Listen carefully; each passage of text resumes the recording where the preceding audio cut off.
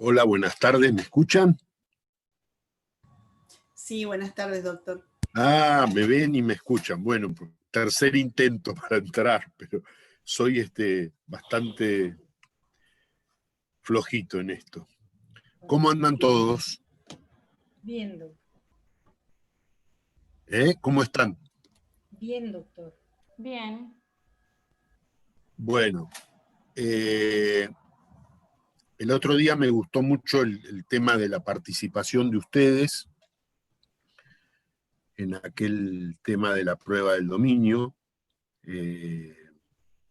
Parece que no, pero es un tema que se da bastante en la práctica y hay bastantes falencias, y por lo tanto, bueno, estuvo bien una reflexión al respecto. Fíjense que prácticamente vimos ese tema en materia de reivindicación, pero por ejemplo, en materia de otras acciones, como podría ser la negatoria, en donde hay alguien que se arroga un derecho, por ejemplo, de servidumbre, a mí, propietario, me basta comprobar mi derecho. Y como todo derecho en principio se presume libre de cargas y gravámenes, consecuentemente será el otro, la otra parte, la que tenga que probar su derecho, y que su derecho prevalece o tiene preponderancia sobre el mío. De modo que, bueno, hay toda una dinámica en materia probatoria que yo quería que ustedes más o menos manejaran, así que me gustó la clase, quería decírselo. ¿Tienen algún tema en especial que quieren que yo trate y demás? Porque el otro día un mail... Sí, yo, dos cosas. Yo le había mandado una pregunta por el campus sobre el tema de, no había entendido reembolso. El reembolso en la acción reivindicatoria. Materia y de reivindicación. otro tema que no tiene que ver con esta unidad es el tema de prenda. ¿Qué pasa con prenda? Que es un tema relativamente sencillo. No es tan complicado. Es más complicada ahora la anticresis que la prenda, pero podemos ver lo que ustedes quieran. Yo iba a seguir hablando un poquito de los caracteres de las garantías, porque me quedó sobre todo pendiente el tema más crucial e importante, que es el de la especialidad, y sobre todo el de la especialidad en cuanto al crédito, pero si ustedes quieren podemos ir viendo los otros temas que ustedes me quieran ir planteando. Por ejemplo, el tema del reembolso. ¿Cuál es la dificultad que genera el tema del reembolso en materia de reivindicación? Sí, el artículo 2259, tal vez me costaba ver en ejemplos los diferentes supuestos que dice el artículo, el 2259. Bueno, en realidad, los supuestos son varios, son distintos en función, cada uno de ellos, de la naturaleza de la cosa que se reivindica. El 2259 parte de la base de lo que es el derecho. Por ejemplo, donde dice un objeto mueble no registrable, robado o perdido. ¿Cómo una le compra a otra? Una persona le vende a otra algo robado o hurtado y a su vez esto se lo vende a un tercero. Vamos a tratar de ver, en este caso vamos a partir de la base de aquel gran principio que en materia de muebles dice que cuando alguien posee de buena fe una cosa mueble que no es ni robada ni perdida y que fue adquirida por título oneroso, bueno, en otros tiempos se lo presumía propietario, ahora la ley le atribuye la propiedad, era otra teoría, había varias teorías, otros decían que era una usucapión instantánea, Todo esto viene del derecho francés, de la máxima en materia de mueble, la posesión vale título. ¿Qué quiere decir esto? Esta es digamos, como el punto de partida, que en materia de muebles no registrables, un reloj, por ejemplo, valioso, si yo lo poseo de buena fe, porque lo he adquirido a título oneroso, y el mismo no es ni robado ni perdido, la ley me atribuye la propiedad. Y además de la propiedad, el poder de repeler cualquier acción de reivindicación. Ahora, ¿qué pasa si la cosa es robada o perdida? Y acá está el primer supuesto. ¿Qué dice el primer supuesto? Dice, si se reivindica un objeto mueble, una cosa mueble, vamos a hablar más claro. Una cosa mueble no registrable, un reloj valioso, robado o perdido de un poseedor de buena fe. A ver, el poseedor puede ser de buena fe y la reivindicación puede prosperar igual porque la cosa es robada o perdida. Por lo tanto, la buena fe de ese poseedor en modo alguno impide que la reivindicación prospere. Entonces la reivindicación va a prosperar. Y dice, si se reivindica un objeto mueble, una cosa mueble, un reloj, que es no registrable, robado o perdido de un poseedor de buena fe, o sea, el poseedor de buena fe, no puede reclamarle al reivindicante el precio que pagó por ese reloj. No se lo puede reclamar. Él va a tener que soportar la reivindicación y no le va a poder reclamar ningún reembolso de nada. Ese precio que él pagó por ese reloj robado no se lo puede reclamar. Excepto, dice, o sea, salvo, que el objeto se haya vendido con otros iguales en una venta pública o en casa de venta de objetos semejantes. Se venden relojes usados, joyas usadas, algunas más antiguas, otras más modernas, y entre ellas yo he comprado mi reloj. O se subastan varios relojes en una subasta pública, en una venta pública, y yo pagué un precio por ese reloj. Entonces, en ese caso, si la venta es pública o si quien lo compró de buena fe lo hizo en una casa donde se venden objetos semejantes, objetos usados, pero semejantes, o se vende o lo compró a quien acostumbra a venderlos. Tiene el señor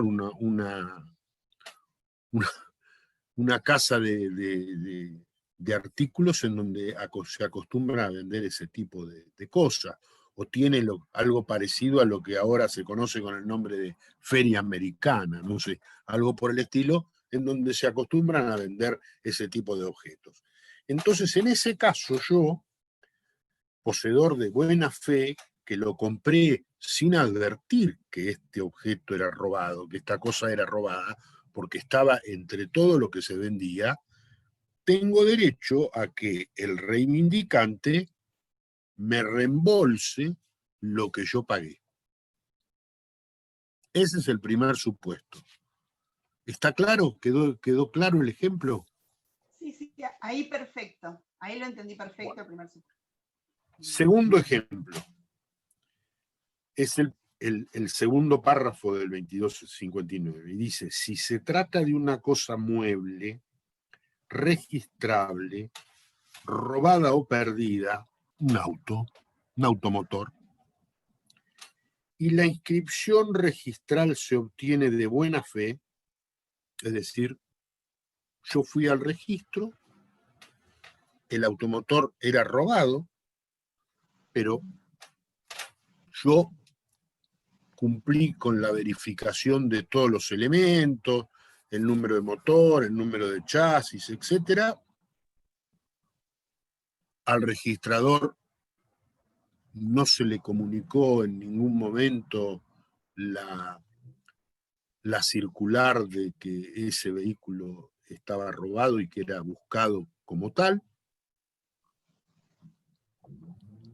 Y yo obtuve la inscripción a mi nombre de ese vehículo robado, es decir, lo adquirí y lo inscribí.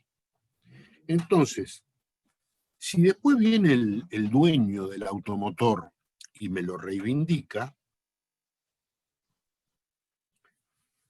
me va a tener que reintegrar lo que yo pagué en la casa de automotores usados. Porque lo que acá no dice en esta norma es Se me cortó un poquito. ¿Lo podrá repetir? Disculpe, se me cortó internet. que lo que aquí no dice, y a mí me parece, es que ese automotor también se debe haber comprado en lugar donde se acostumbra a vender, o de persona, o en una subasta pública, en una venta pública. Yo no se lo puedo comprar a uno que me para por la calle y me dice, se lo vendo el auto, lo quiere y yo se lo compro.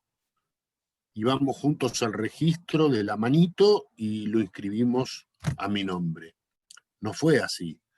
Yo creo que este párrafo se debe integrar con lo de arriba. Y que yo lo compré en lugar donde se venden automotores usados o automotores. Y estaba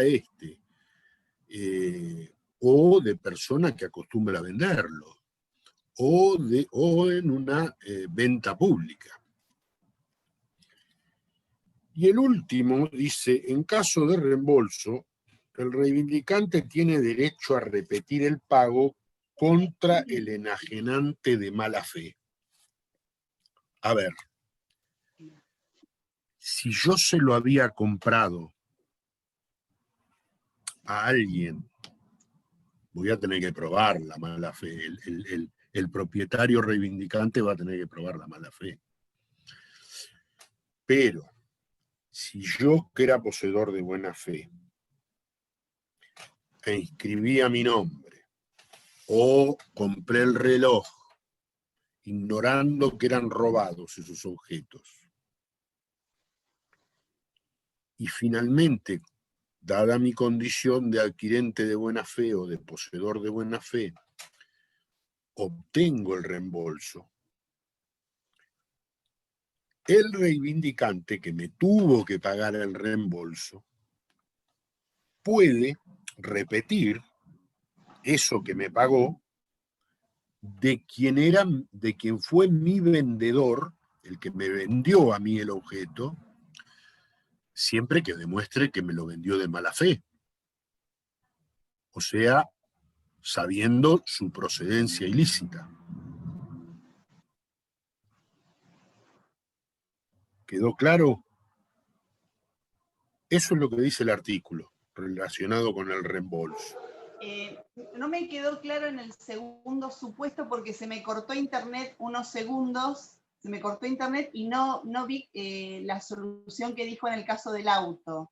En ese caso, procede el reembolso contra el caso del auto, yo compré el auto.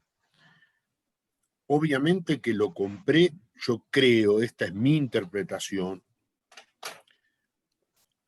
aunque el código no lo dice de manera explícita, pero este segundo párrafo se tiene que interpretar teniendo en consideración el primer supuesto. ¿Qué quiere decir eso? Quiere decir que si yo compro el auto, también lo tengo que comprar o en una venta pública o en un lugar donde se acostumbran a vender autos o vehículos y a persona que acostumbra a venderlo. Yo no puedo ir por la calle alegremente y para alguien en una esquina y me dice, oiga, le vendo el auto, ¿lo quiere? Y yo alegremente me voy con él al registro, le pago y lo compro y lo escribo a mi nombre. Yo creo que la norma, en este segundo párrafo que habla de las cosas registrables, se integra con el primero, es decir, también hay que exigir que esa cosa registrable se haya adquirido en venta pública o de persona que acostumbra a vender o en lugar donde se acostumbran a vender esos bienes, esas cosas. Eso era lo que yo había dicho hoy. Puede haber otra interpretación que...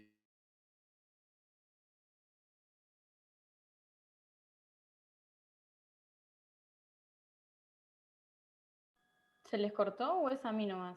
A mí se me corta cada rato. Sí, está cortado. No, pero el tuyo, Clau, es tuyo y el del profe también anda mal. Son los Se cayó el doctor de Rosa. distintos lados. Ahí, ¿qué fue lo que quiso decir? Que vos compras un auto en una concesionaria, resulta que es robado, lo inscribiste, ¿y qué tenés que hacer? Te reivindica el verdadero dueño. ¿Cómo sería? No, yo entendí que podés repeler la reivindicación si es mueble registrable. O sea, podés exigir el reembolso, pero también se entiende que va el requisito del párrafo primero, o sea, que tienes que comprarlo en una concesionaria, alguien que acostumbra a venderlo y no en la calle por cualquiera. Exacto. Pero vos, o sea, vos lo tenés, lo compraste en la concesionaria y, o sea, aparece el verdadero dueño. Entonces te lo reclama, pero vos lo pagaste. Entonces, no Pero entiendo. vos podés pedir el reembolso del dinero que vos gastaste comprándolo. Eso es lo que te dijo. Mira, yo soy una persona, ¿no? Me roban el auto Sí. y lo venden. El que lo vende lo compra de buena fe porque lo vende en una concesionaria, suponete, o de alguien que acostumbra a venderlo.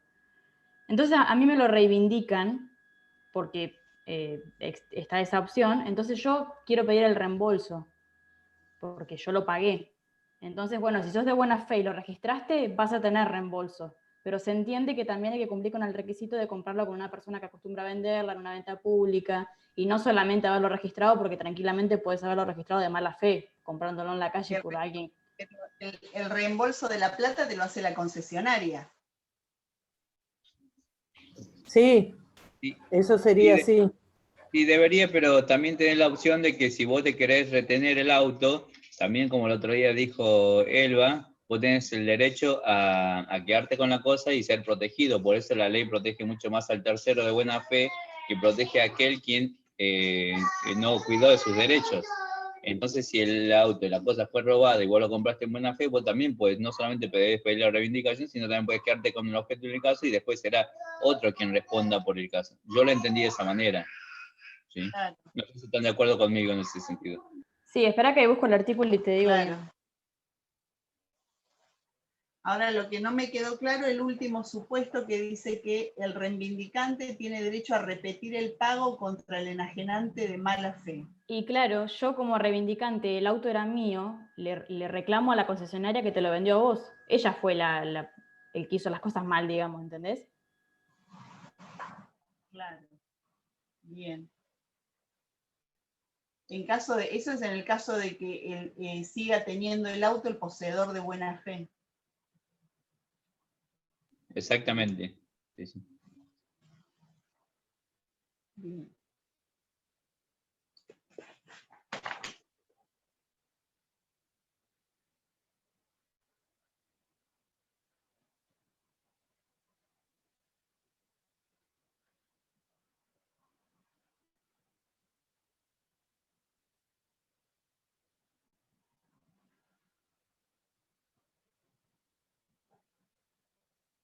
Ahí estamos de nuevo.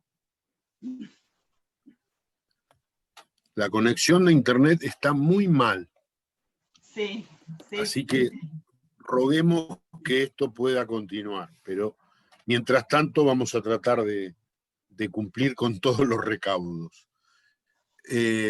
¿Quedó claro lo que estábamos viendo acerca del reembolso?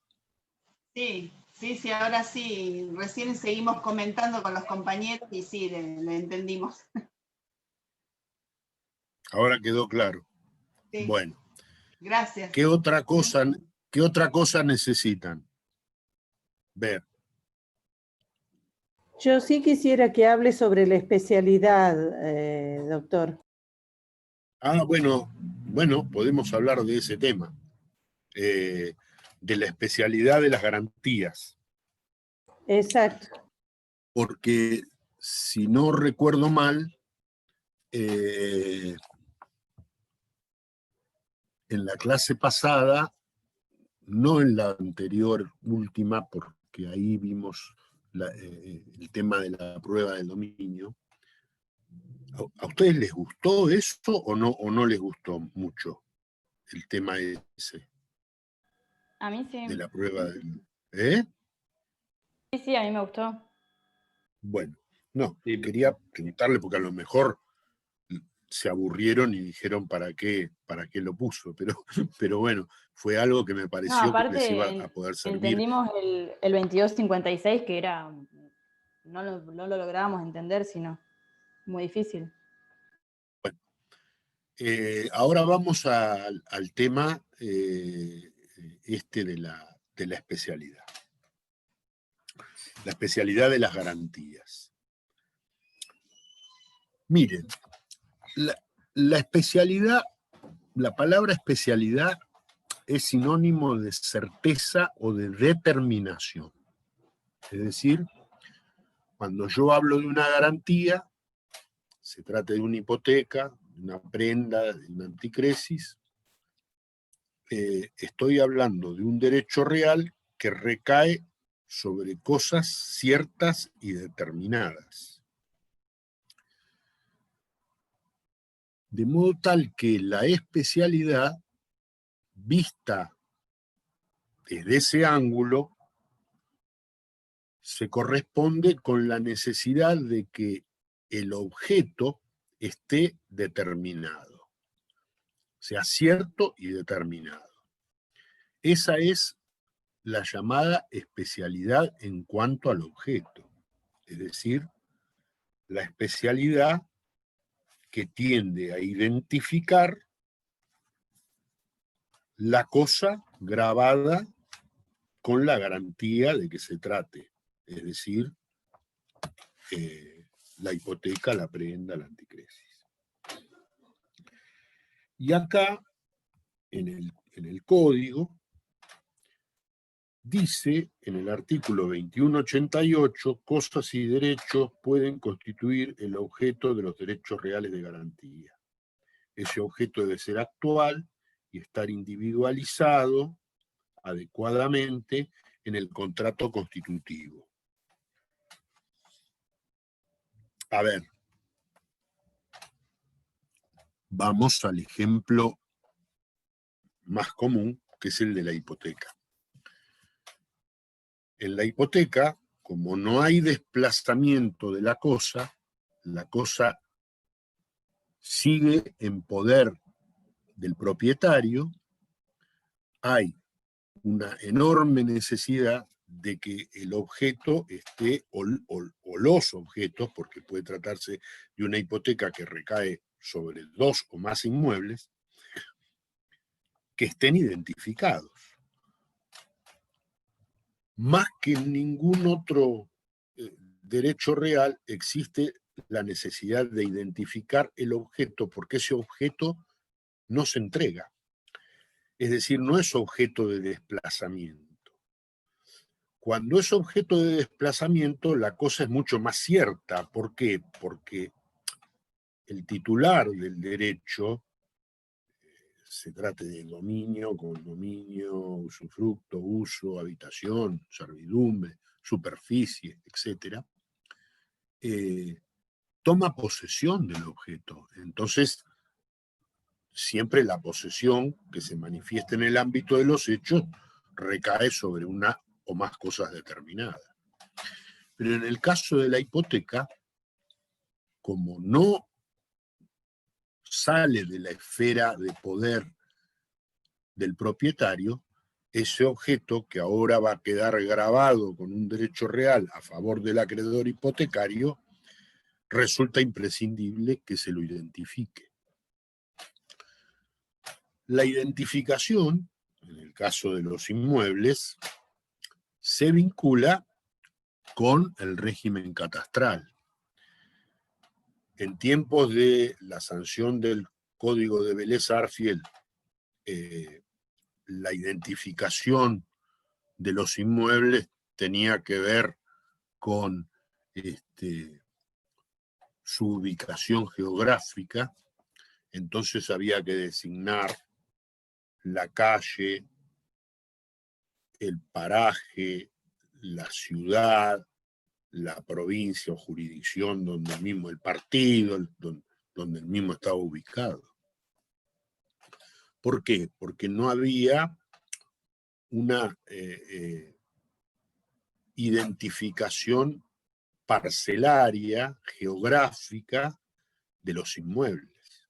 Y en nuestro vasto territorio esto no fue posible hasta avanzado el siglo XX. Inicialmente la ley 1459 fue la ley de catastro, etc. Bueno, hoy el régimen catastral es mucho más certero, de modo tal que la tierra está geográficamente individualizada, y existe una conexión o intercambio de información entre el catastro y los registros inmobiliarios. Entonces, cuando se trate de un inmueble urbano o rural, cuando yo quiero identificar un inmueble, primero recurro a lo que se denomina la nomenclatura catastral, circunscripción tal, sección tal, manzana tal, parcela tal, si es una unidad de propiedad horizontal, subparcela tal, etc. Y además los inmuebles están matriculados, por lo menos acá en la provincia de Buenos Aires, casi inmensamente esos inmuebles están identificados con un número de matrícula.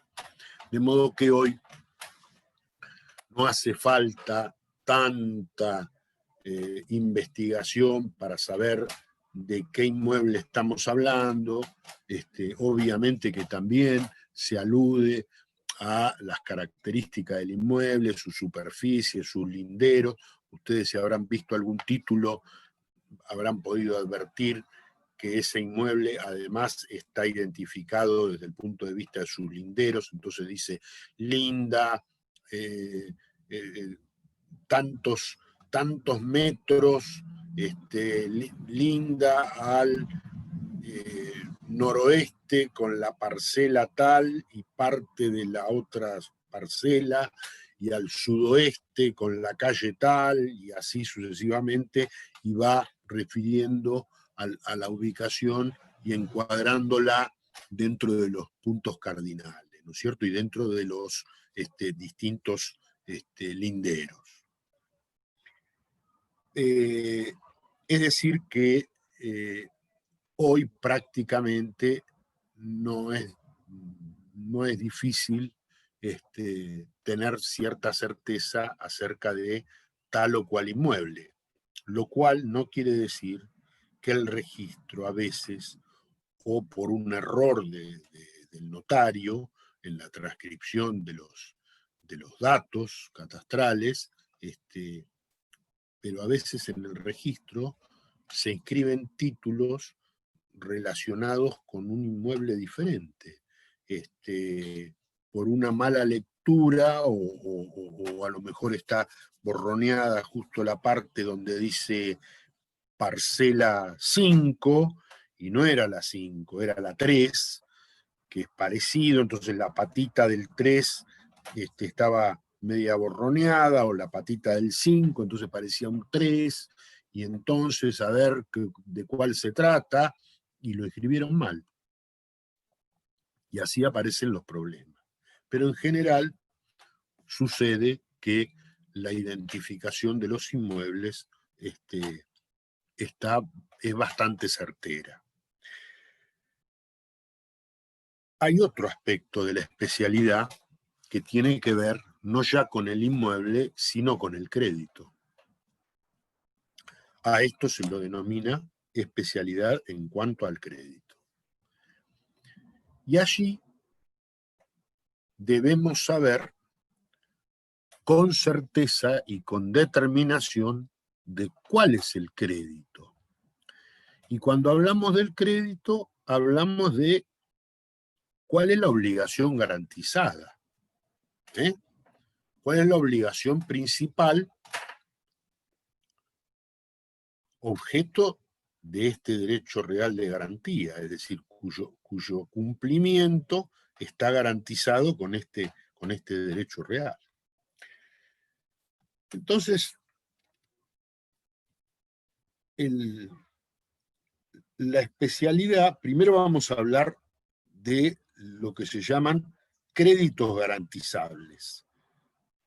Y ahí el 2187 nos dice que se puede garantizar cualquier crédito, puro y simple, a plazo, condicional o eventual, de dar, hacer o no hacer. Al constituirse la garantía, el crédito debe individualizarse adecuadamente a través de los sujetos, quienes son acreedor, deudor, el objeto o prestación y su causa, con las excepciones admitidas por la ley. Después vamos a ver de qué se trata esto de las excepciones admitidas por la ley, pero por ahora no nos vamos a meter para no confundirnos. Entonces, crédito, y en principio cualquier crédito, sea puro y simple o sea modal, es decir, sujeto a condición, plazo o cargo. Y también puede ser eventual. ¿Qué quiere decir eventual? Bueno, a veces tenemos créditos que podemos identificar porque hay una causa, pero a lo mejor esos créditos no han llegado a existir y no son exigibles. Por ejemplo, las mujeres que son tan afectas a comprar cosas a crédito. Entonces van a la zapatería o van a la boutique tal o cual, que la dueña es amiga, y le dice, yo te abro una cuenta, quédate tranquila, llévate estas botas para el invierno, no me las pagues todas juntas, yo te abro una cuenta corriente comercial, y vos me la vas pagando. Me vas pagando como puedas, me la vas pagando las botas, porque al contado es muy caro. También puede ser una cuenta corriente bancaria. Por favor, esto de las mujeres que compran botas no lo vayan a tomar como una cuestión de género, ni mucho menos. Es un ejemplo. Y además, como el auditorio está prácticamente colmado por mujeres, entonces yo, en honor al género femenino, hoy que está tan reivindicado, entonces trato de ponerles ejemplos en esos términos. Bueno, ¿qué pasa con la cuenta corriente? Bueno, la cuenta corriente tiene un número, tiene un nombre, y que es el nombre de la cliente o del cliente, y en el caso del banco también, el titular de la cuenta, ¿quién es? Ahora, ¿puede haber saldo deudor o no? Porque a lo mejor la cuenta fue íntegramente pagada. O a lo mejor nunca se usó, no se compró las botas porque le gustó pasar todo el invierno pandémico en pantuflas. Entonces no salieron de la casa. ¿Para qué me voy a comprar botas? Bueno, nunca la usé la cuenta corriente comercial. Si no hay cuenta corriente, ¿hay cuenta corriente comercial? Sí, hay. ¿Tiene causa la obligación? Claro que la tiene. Pero la obligación es eventual porque depende de que exista o no un saldo deudor. Si no hay saldo deudor, no hay obligación garantizada, exigible. Entonces, es como que la garantía, el derecho real de garantía, no, es como que no comenzó a andar. ¿Mm? Bueno, ese es un crédito eventual. Tiene causa, pero la prestación no es exigible porque no hay, es un crédito eventual, no hay. Bien, esto lo entendieron, hasta ahora me vienen entendiendo. Bueno. ¿Es como una condición suspensiva? No, la condición suspensiva es otra cosa. Es otra cosa, ¿no? Sí. La condición suspensiva es otra cosa. Es que la obligación en sí está supeditada a un hecho, un cierto, a una claro. condición. En cambio, en la eventualidad, la obligación existe. Tiene causa. La cuenta corriente bancaria número tal tiene causa. Pero no hay una prestación exigible, no hay deuda, no hay obligación. Bien, de aquí, de esto que acabamos de ver, no solo vemos que el crédito garantizable, o sea, la obligación garantizada, puede ser simple o modal, es decir, sujeta a condición, plazo, modo, puede ser eventual también. También vemos que esa obligación garantizada puede ser de dar, puede ser de hacer, o incluso puede ser de no hacer. Y si es de dar, no necesariamente tiene que ser de dar una suma de dinero. También puede ser de dar una cosa cierta, por ejemplo, una vaca o 5 vacas, o un caballo, o una tropilla de 10 caballos.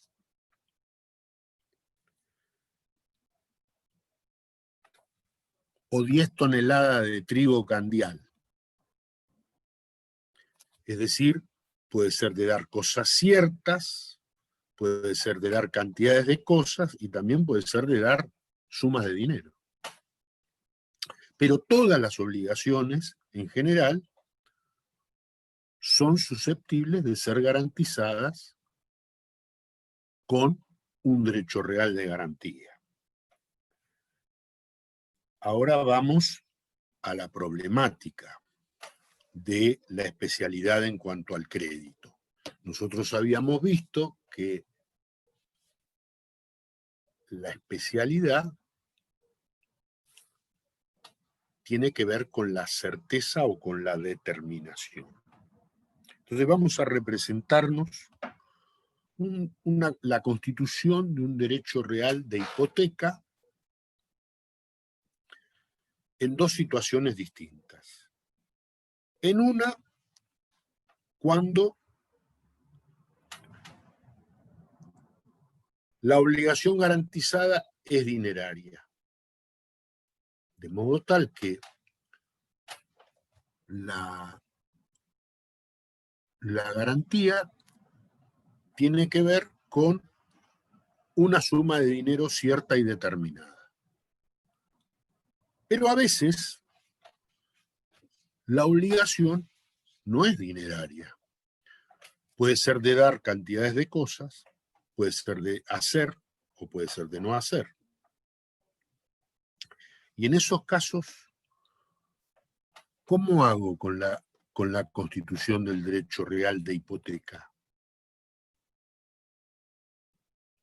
Porque en definitiva la garantía implica que si el deudor no cumple con la prestación debida,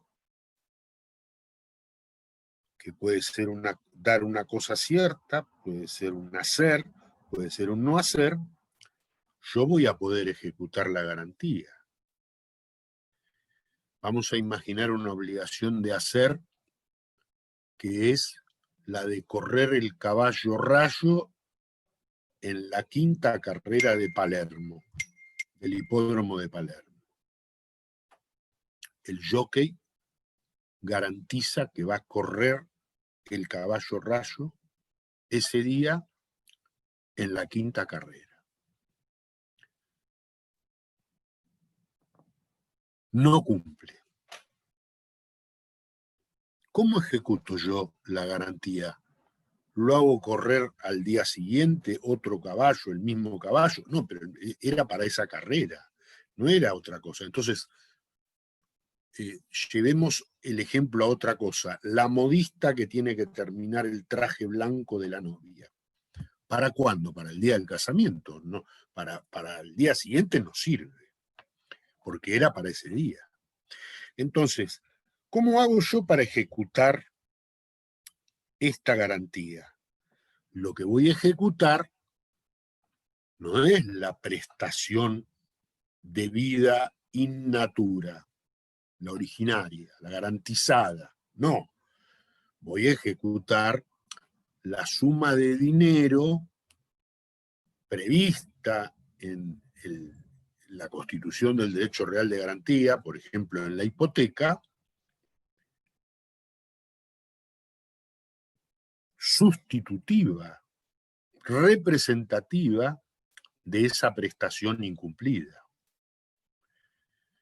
Esto tiene que ver con aquella clase en la que distinguíamos entre el débito y la responsabilidad.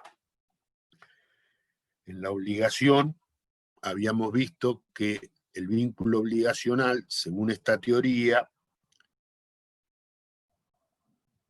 había un elemento que era denominado el crédito, el débito, perdón, y estaba la responsabilidad. La responsabilidad entraba a jugar, por así decirlo, cuando el deudor incumplía la prestación debida. ¿Y en qué consistía esa responsabilidad? Consistía ni más ni menos que en el poder de agresión patrimonial, por supuesto, del acreedor respecto del deudor. ¿En qué consiste este poder de agresión? Y va a ejecutar el objeto garantizado, el inmueble, en el caso de la hipoteca. Entonces, ¿cómo lo va a ejecutar? Y lo va a hacer subastar y se va a cobrar. ¿Qué se va a cobrar? ¿El traje de novia? ¿La 5ª carrera de Palermo? No, no se puede cobrar eso. Se va a cobrar la indemnización debida por el incumplimiento de aquella prestación. Y en eso consiste la garantía. Quiere decir que si la obligación garantizada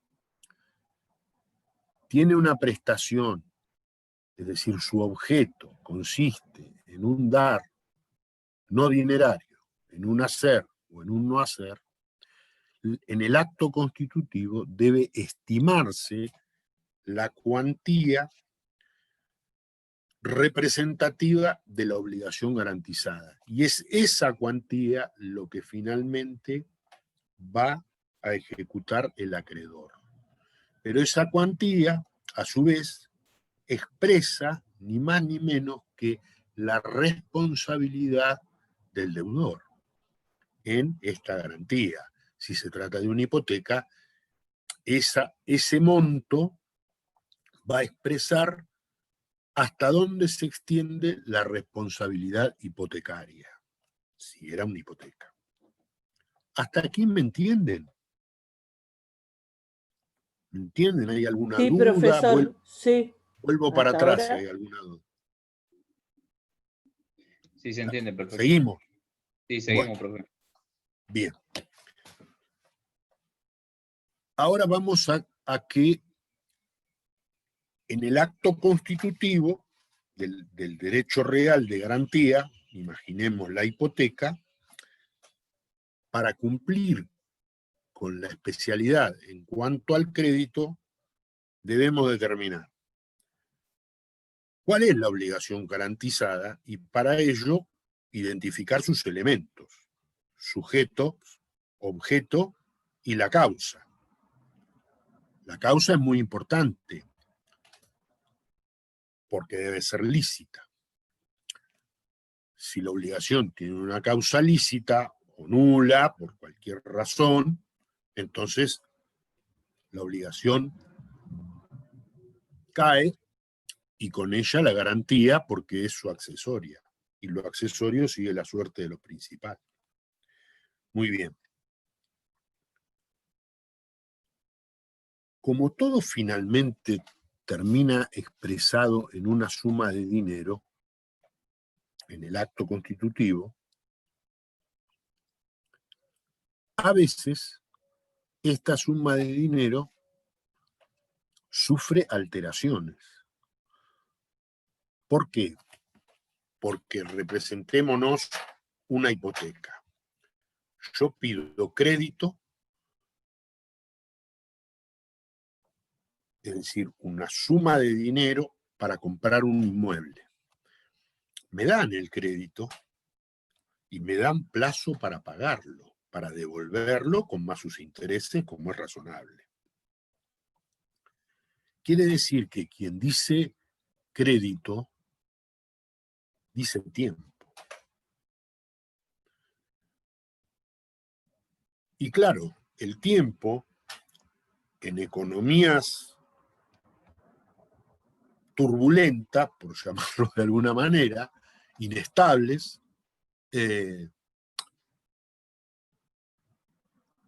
la influencia del tiempo sobre las obligaciones dinerarias suele ser bastante pandémico, para emplear un término de actualidad. ¿Por qué? Porque si alguien me prestó 10.000 pesos hace 10 años, hoy esos 10.000 pesos o los 10.000 pesos de hoy en modo alguno representan aquellos 10.000 pesos que me facilitaron hace 10 años. Entonces, el dinero, que no es un fenómeno jurídico, es un fenómeno extrajurídico, cumple, desde el punto de vista del que nos interesa, dos funciones. Por un lado, el dinero es unidad de medida, es decir, sirve para medir el valor de las cosas en el mercado. Es como un metro o patrón. El peso, el dólar, el euro, por poner monedas conocidas, son metros o patrones que sirven para medir el valor de las mercancías, de las cosas que están en el mercado y que podemos adquirir.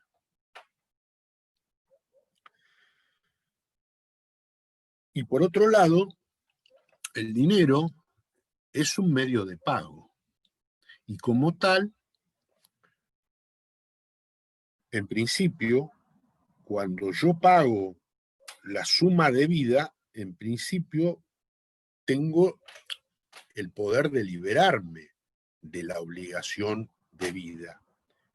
Es decir, se extingue el vínculo obligacional. Estos dos aspectos del dinero, unidad de medida, medio de pago, están íntimamente relacionados. Porque en el ejemplo que les di de los 10.000 pesos de hace 10 años, yo hoy no podría pretender liberarme de la obligación de devolver los 10.000 pesos, los mismos 10.000 pesos que recibí hace 10 años. Habría una suerte de enriquecimiento sin causa de mi parte, pero eso es harina de otro costal. ¿Qué quiere decir? Que el dinero es muy sensible a los avatares de la economía. De modo tal que las partes muchas veces toman sus recaudos para que cuando esas obligaciones se proyectan en el tiempo respecto de su cumplimiento o tienen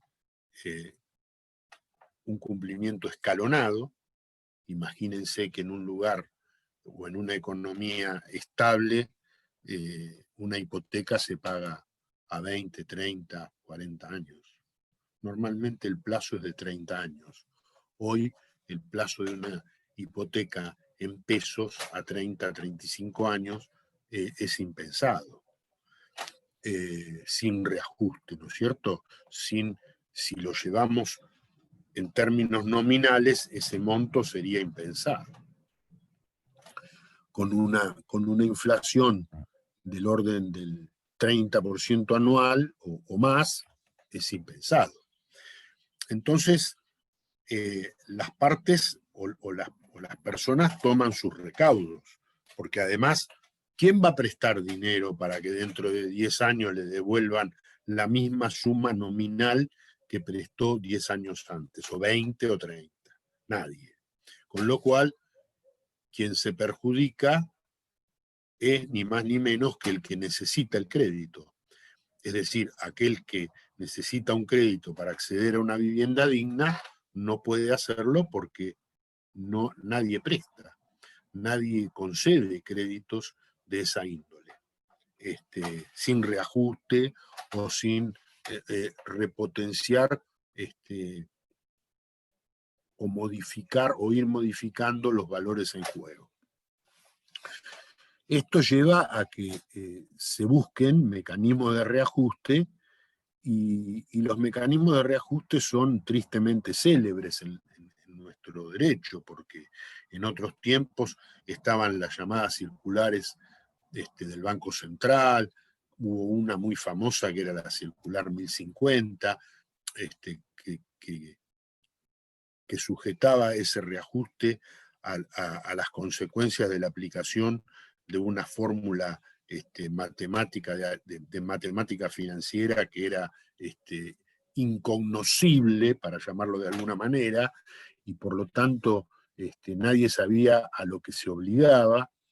Con los abusos del caso, la gente en su gran mayoría perdió sus casas, perdió sus viviendas, porque no podía pagar, ni aún pagando religiosamente se podía bajar el monto, todo lo contrario, cada vez se debía más porque lo que se reajustaba era el capital. Y los intereses mensuales o la cuota mensual eran la expresión de ese capital reajustado. Como el capital era una bola de nieve que se vivía reajustando, la cuota cada vez era mayor, con lo cual era imposible sostenerla desde el punto de vista del deudor. Entonces la gente dejó de pensar en la moneda dejó de ser utilizada, porque como yo les decía, la moneda no es un fenómeno jurídico, es un fenómeno extrajurídico que el derecho toma a determinados fines, a los fines de las obligaciones, de los contratos, de las garantías, para poder expresar el valor de los objetos que son materia de contrato, por ejemplo, materia de contratación, pero de ninguna manera el dinero es un fenómeno jurídico, como no lo es el amor, aunque exista una institución que se llama matrimonio, que está regulada por el derecho. Cuando el derecho le dio la espalda al amor, entonces la gente que se separaba no se podía volver a casar, no podía volver a celebrar nupcias válidas porque el derecho no lo permitía. Había un derecho contra natura, el derecho escrito le negaba a la gente la posibilidad o su capacidad amatoria. De allí que había que buscar algún otro país que le permitiera a uno volver a celebrar nupcias válidas, obviamente en ese país. Eran matrimonios en fraude a la ley argentina, porque la ley argentina no los reconocía. Los famosos matrimonios mexicanos, paraguayos, que iban ahí, le daban la libreta, o había estudios jurídicos que les decían, muy bien, lo felicito, acá está, llegó por fin la libreta mexicana, ahí está, el nombre, lo felicito, ya acaban de casarse, muy bien. Pasen por secretaría, por la secretaria que le tienen que abonar, y acá está, son marido y mujer. Para la ley mexicana eran marido y mujer, pero no para la ley argentina. Bueno, eso sucede cuando el derecho no toma en consideración la realidad. En la clase pasada, cuando veíamos, porque todo esto se relaciona, yo quiero que ustedes piensen y usen esa cabecita que tienen, porque ahí es como que tenemos una visión del conjunto, ¿no es cierto? No nos quedamos con la letra chica de las garantías, de los derechos reales de garantía, no. Cuando el derecho niega aspectos de la realidad, se escapan, las instituciones jurídicas se escapan de la gente. En la prueba del dominio, si yo no tengo en consideración la realidad fáctica, la realidad posesoria, y solo me guío por lo que dicen ciertos títulos, los títulos lo único que expresan son declaraciones de las partes que celebraron los actos, pero esto no es la prueba acabada de un derecho, no es la verdad jurídica. La verdad jurídica se integra con otros factores. Bueno, cuando el derecho no considera la verdad o los factores que nos llevan a la verdad o nos llevan a la realidad, es que el derecho le da la espalda a la gente y la gente deja de creer en las instituciones. Bueno, es por eso que la gente dejó de creer en nuestra moneda nacional. Porque nuestra moneda nacional, en modo alguno, sostiene nuestros contratos.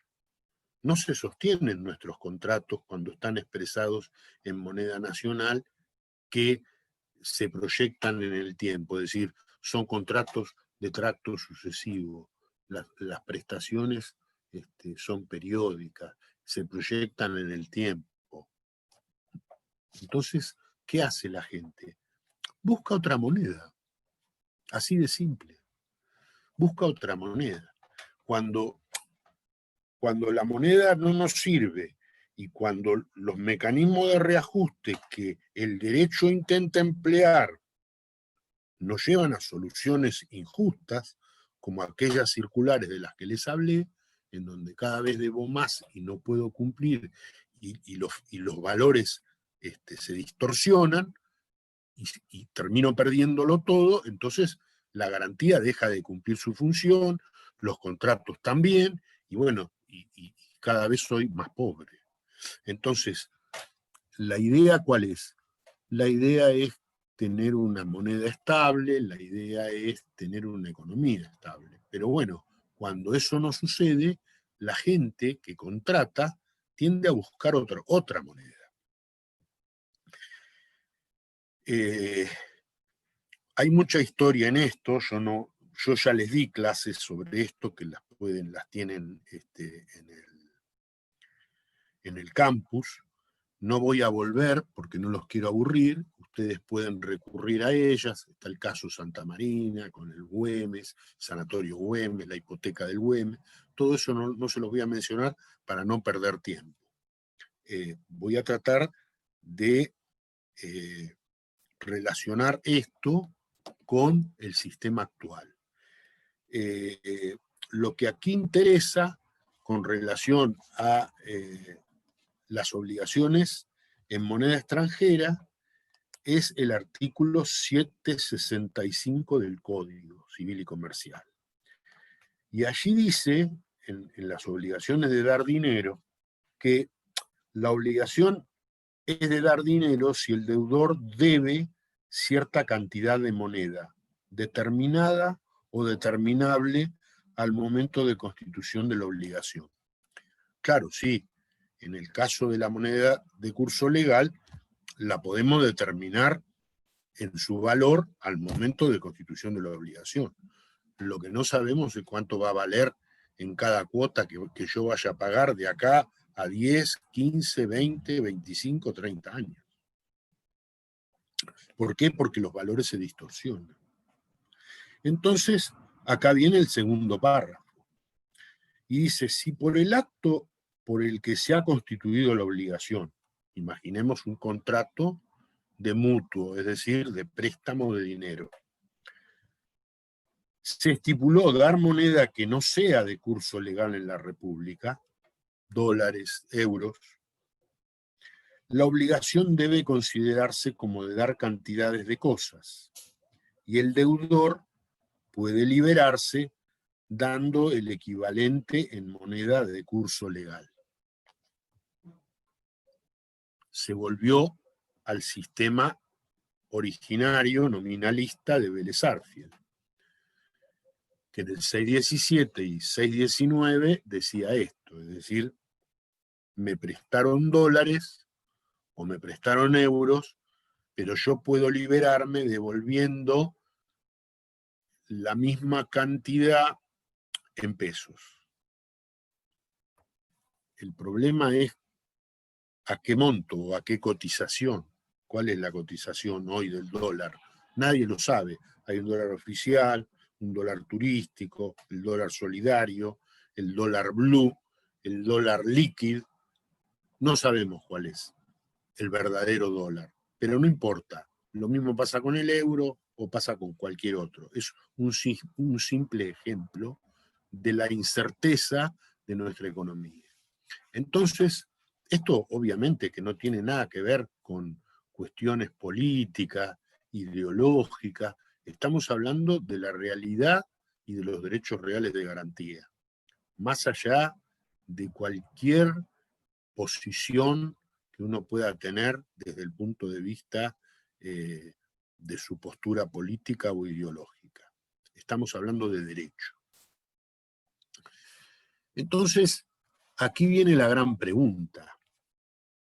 Ningún acreedor va a prestar dólares para que le devuelvan pesos a la cotización, por ejemplo, oficial. Porque después, con esos pesos, cuando quiere salir a conseguir los dólares que había prestado, no los va a conseguir. Porque nadie le va a vender más de 200 dólares a algún banco, le va a vender, pero no le va a vender 50.000. Entonces, nadie lo va a prestar. Salvo que en el contrato se pacte que la prestación a devolver por el deudor sea en dólares, o sea, en la misma moneda, y se deje de lado la solución legal y esa posibilidad de liberarse pagando por el equivalente en moneda de curso legal. Y aquí está la gran pregunta.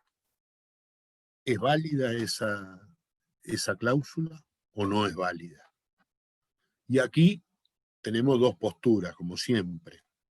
Hay una postura doctrinaria que dice que la obligación dineraria o lo que tiene que ver con la regulación de la cotización del peso y su relación con el régimen de la moneda extranjera, etcétera, es de orden público y como tal es indisponible para los particulares, de modo tal que las cláusulas que se pacten en contra de las disposiciones legales relativas a la cotización de la moneda extranjera son nulas, por lo tanto no serían exigibles. Y otra postura doctrinaria dice que sí, que son válidas, que no son de orden público, que están en la esfera de libertad, de la autonomía de la voluntad de los particulares, en el ámbito de los contratos y de las operaciones comerciales y del tráfico jurídico. Esas son las dos posturas doctrinarias.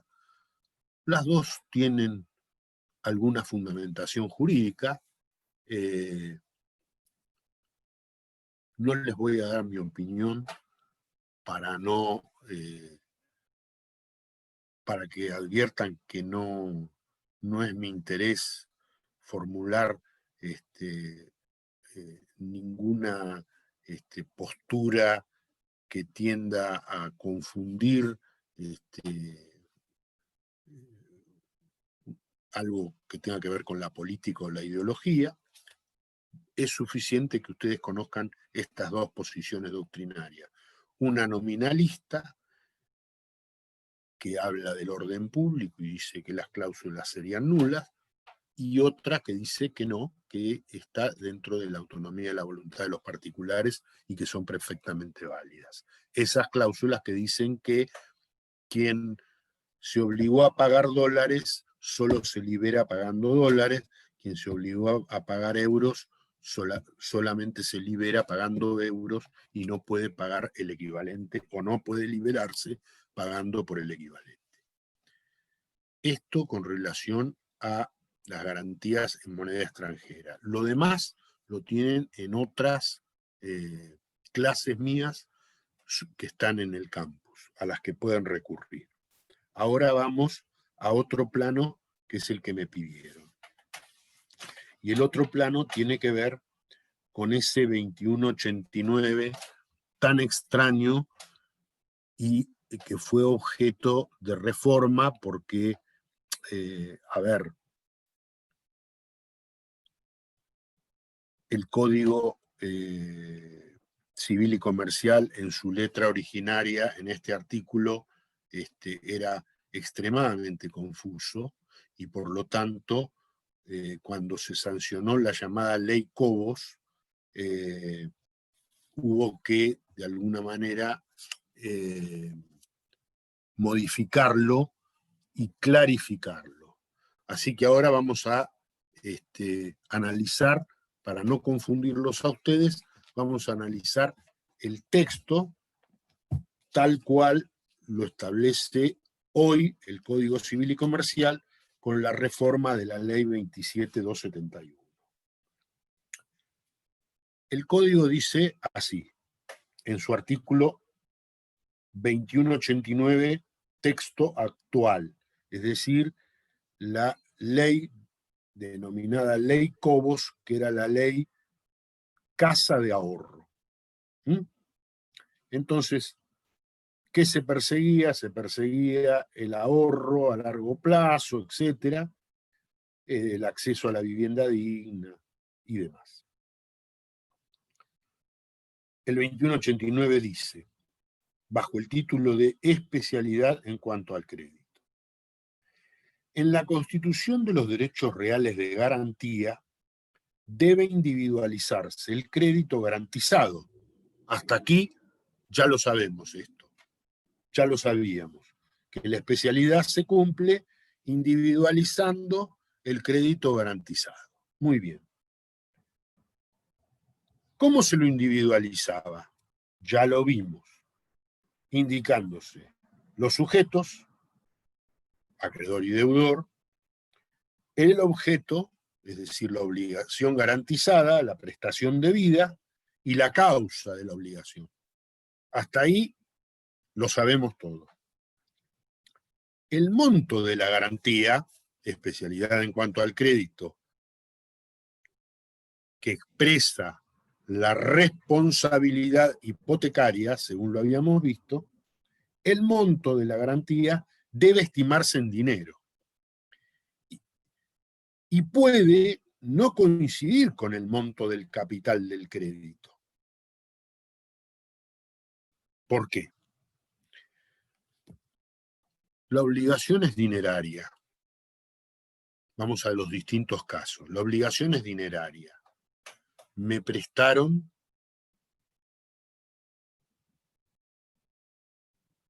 $2 millones de pesos. Vamos a hablar en pesos para no confundirnos. 2 millones de pesos. Pero yo sé que esa obligación no va a ser de 2 millones de pesos para cuando las tenga que devolver. Entonces, voy a pensar en una garantía un poco más abarcadora, porque además tengo que calcularle los intereses. Vamos a imaginar que no hay inflación. Vamos a imaginar que la inflación es 0.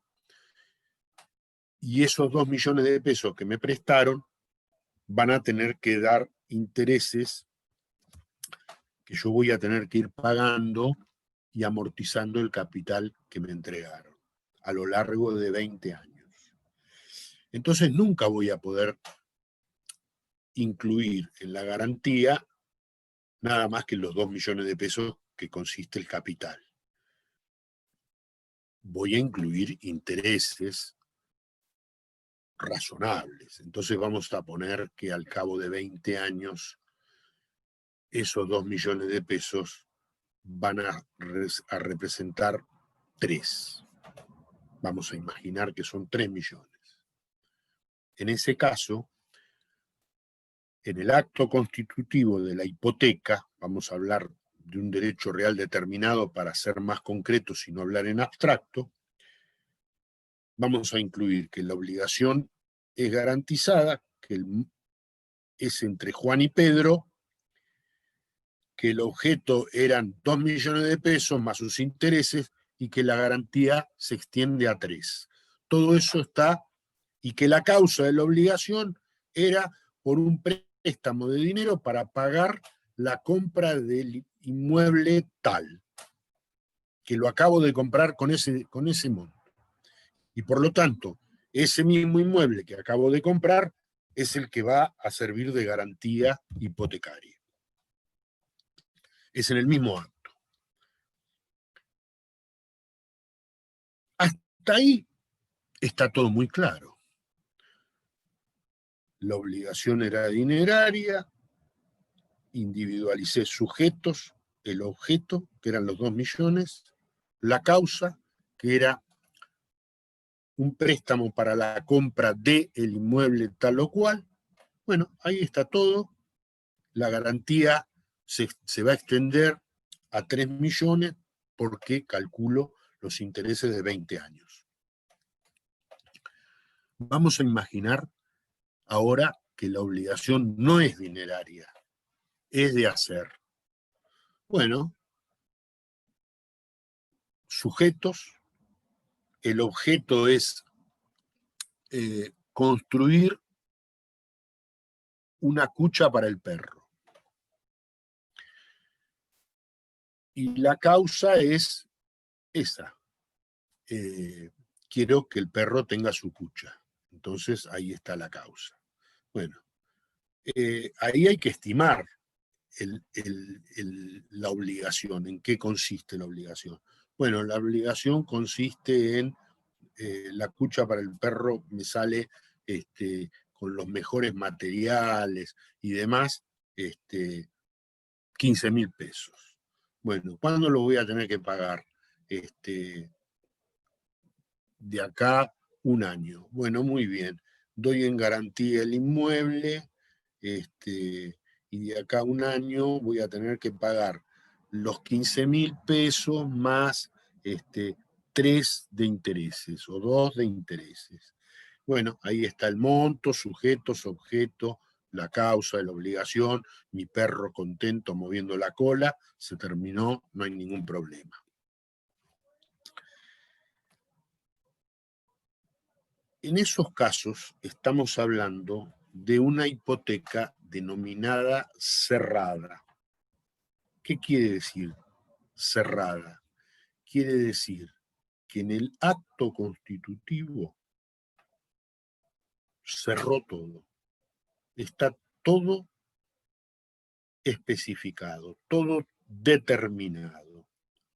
no hay nada que quedó pendiente, no hay nada imprevisto. Todo quedó previsto por las partes, el negocio está cerrado. Pero puede suceder que la garantía tenga que ver con obligaciones que todavía no han nacido, con obligaciones que van a nacer luego. Es decir, que la garantía es una garantía abierta. ¿Abierta a qué?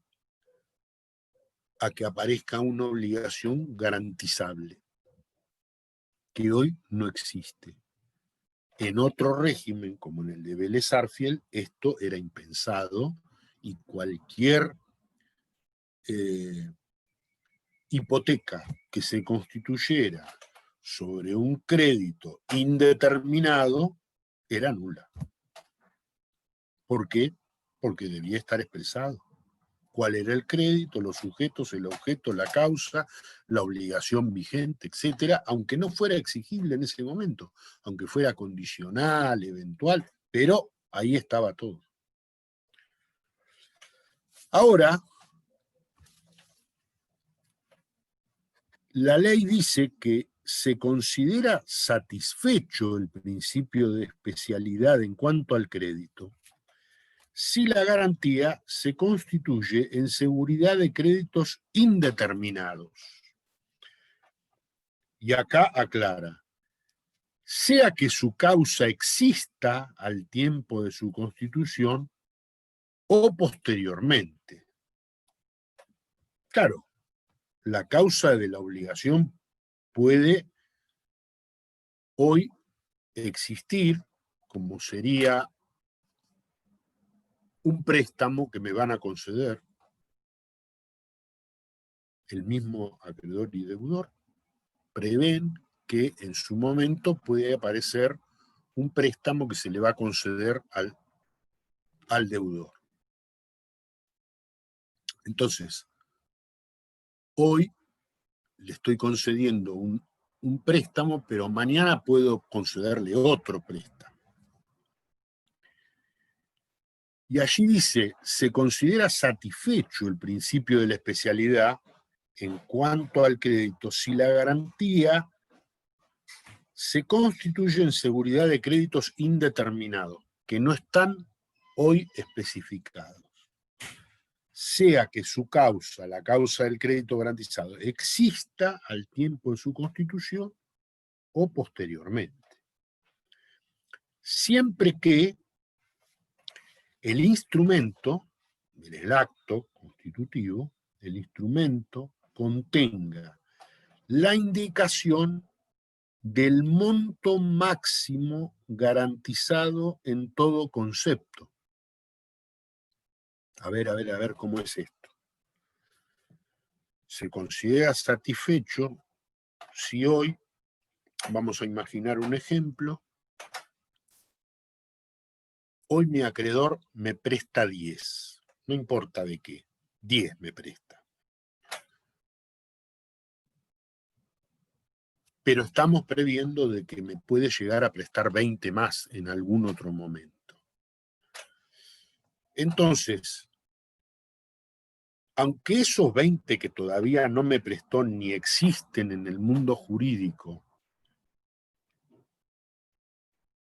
no estén determinados hoy, esta hipoteca que estamos constituyendo, este derecho real de garantía que estamos constituyendo, satisface el principio o el requisito de la especialidad, es decir, no hay ninguna causal de reproche a este acto, no hay una nulidad, no hay cláusulas disvaliosas, si en el acto constitutivo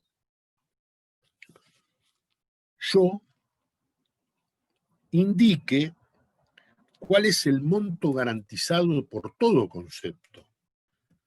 ¿Cuál sería el monto garantizado por todo concepto? Los 10 que hoy me presta, los 20 que ya estamos previendo que me puede llegar a prestar dentro de un año, 2 o 5, ahí ya tengo 30, perdón, ahí ya tengo 30. Y a eso le tengo que calcular los intereses. Y tengo que calcular cualquier otra penalidad, intereses de toda índole. Entonces, vamos a hacer un cálculo abarcador y decimos, bueno, esta garantía como máximo va a ser de 40. Hoy me presta 10, pero vamos a hacer una garantía de 40. La obligación garantizada hoy es de 10.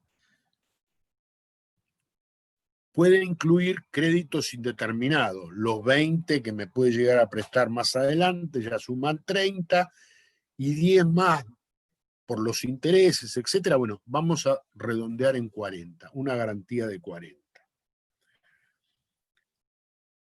En el acto constitutivo, entonces, en el instrumento tiene que contener la indicación del monto máximo que va a ser el garantizado por todo concepto.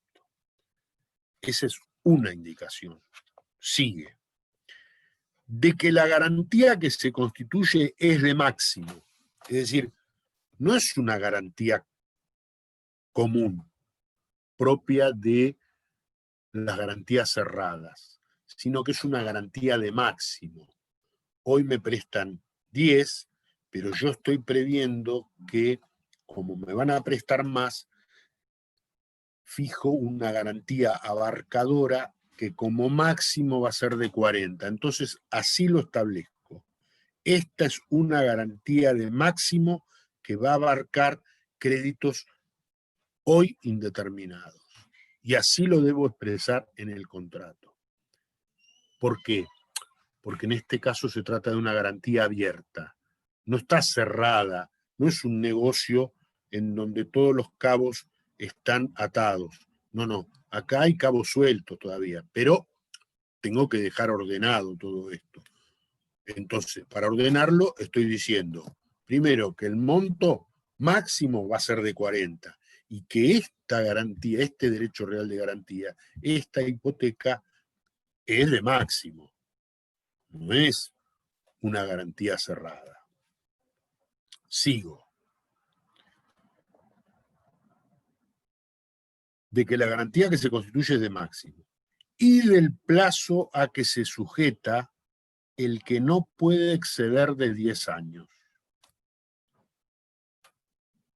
Paremos aquí otra vez. Hoy me están prestando 10. Yo sé, y mi acreedor también, que podemos llegar a pactar un nuevo tramo de este crédito que me dan. Y ese nuevo tramo va a consistir en 20 más de los 10 que me dieron. O sea, me dieron 10, estamos previendo acreedor y deudor que me van a poder conceder un crédito de 20. Entonces, ¿qué estoy diciendo? Estoy diciendo, bueno, 10 más 20, 30. Más todos los intereses, todos los conceptos que pueda llevar o conllevar, incluidos los daños y perjuicios por si me atraso, etc. Esta operación, entonces, vamos a llevarla a 40. Primero, fijo el monto en 40, que va a ser el monto máximo. Ahí cumplo con un requisito. El segundo requisito es que digo que es de máxima esta garantía. Es una garantía de máximo. ¿Por qué? Porque hay todavía obligaciones indeterminadas. Entonces cumplo diciendo que es de máxima. Y el tercer requisito es el plazo. ¿Para qué está puesto el plazo? El plazo está puesto porque esto no puede perdurar sine die, como decían los romanos, sin plazo, sin término. No puede durar hasta la eternidad. Entonces, en algún momento se va a tener que definir. ¿Y cuándo se va a tener que definir? En un plazo determinado. Entonces, ese plazo que vamos a prever con el acreedor no puede exceder de 10 años. Vamos a imaginar que son 5. Si dentro de los 5 años previsto por las partes, pero si lo quieren para no confundirse, vamos a fijar el mismo que es el máximo, los 10 años. Si dentro de estos 10 años me dan los 20 que esperábamos, esos 20 entran en la garantía de máximo. Pero si pasados 10 años, que es el plazo máximo, no hay obligación nueva, se cerró ahí. Y esa garantía de máximo queda resumida a los 10 iniciales. No entró otra obligación adicional. La garantía que estuvo abierta durante 10 años a la posibilidad de que ingrese otro crédito garantizable, que al momento de su constitución era indeterminado, no sabíamos. Si entra dentro del plazo previsto por las partes, sí, va a estar garantizado con esta misma hipoteca de máximo. Pero si no entra, si pasado el plazo no entra una obligación a la que estuvo abierta la garantía, a la que estuvo abierta la hipoteca, ahí se cerró. Y si se cerró, el artículo termina diciendo: la garantía subsiste, no obstante el vencimiento del plazo, en seguridad de los créditos nacidos durante su vigencia. ¿Qué quiere decir esto? Quiere decir, la garantía, la hipoteca, sigue vigente. Pero lo que garantiza son los créditos que ingresaron dentro del plazo. Si después el acreedor me presta los 20, no a los 10 años, a los 12, esos 20 no entran en la garantía.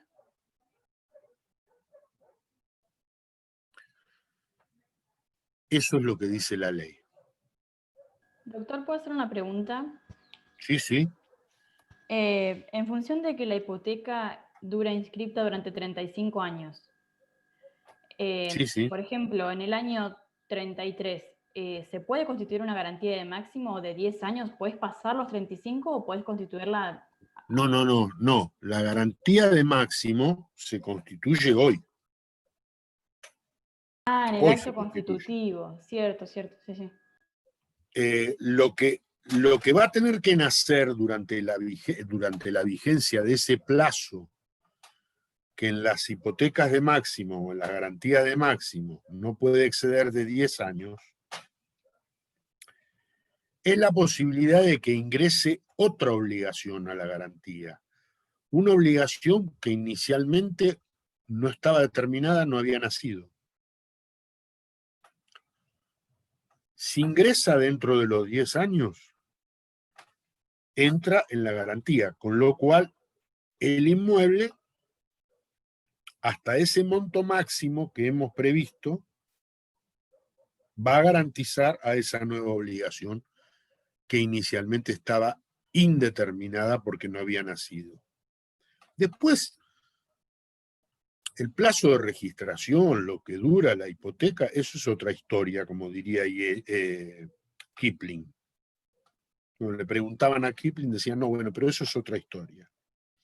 De lo que se trata es que ingrese dentro de los 10 años previstos por las partes en esa garantía de máximo. Entonces, los 3 requisitos, ¿cuáles son? Que se fije el monto máximo, que se diga que es una garantía de máximo, y el plazo, que no puede exceder de 10 años. Esos son los 3 requisitos. Todo en el acto constitutivo al principio de la vigencia. Exactamente. Y ese acto inscripto, bueno, la inscripción dura 35 años. ¿Por qué? Porque a lo mejor es un crédito para vivienda que se concede en un país normal a 35 años. ¿Mm? ¿Comprenden esto?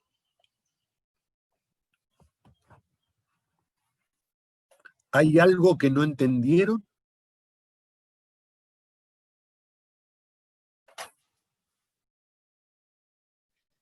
No, perfecto, doctor. Está todo entendido.